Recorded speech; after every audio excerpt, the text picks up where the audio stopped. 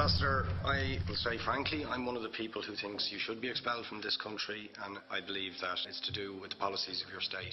If I was Jewish and had never stepped foot in Israel, I could claim citizenship there tomorrow, but 6 million people whose origins are in what you now call Israel, who were forced out in 1947 or 48, do not have that right.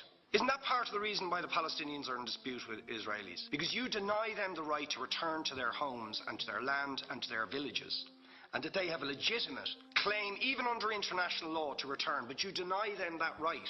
Why do you deny them that right? And why do you give that right to other people who have no connection whatsoever with the land, whether you call it Israel or whether you call it Palestine? Why do you continue to seize land if you're serious about Oslo and the two-state solution, which under that agreement is land designated to be Palestinian land? 500,000 people, most of which has taken place since Oslo. You allow that to happen. Why do you allow it to happen?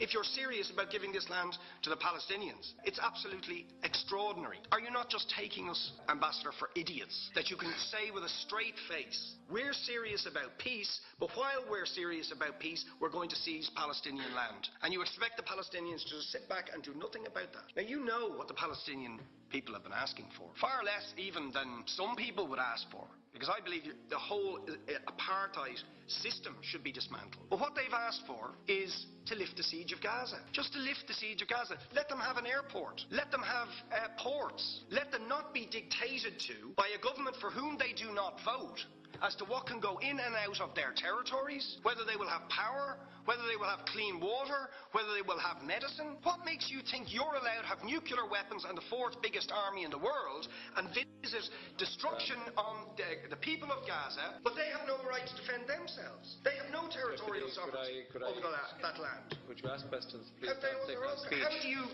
justify that? Yeah. All right. How do you justify those double standards? Very lastly, Ambassador, people like Bishop Tutu, Nelson Mandela, and I would certainly describe your state as a apartheid state, with different laws for people depending on their race or religion. For example, at checkpoints going into the West Bank, there's a channel if you're Israeli or European, and there's a channel if you're Arab. Just because you're Arab. If you came into Dáil Éireann and they stopped you and said, "Are you Jewish?" "Oh no, sir, you can't come in through the same entrance as Irish people or European people because you're Jewish," you would call that racism and apartheid. You practice that with your checkpoints and your military barriers and your apartheid wall. How can you justify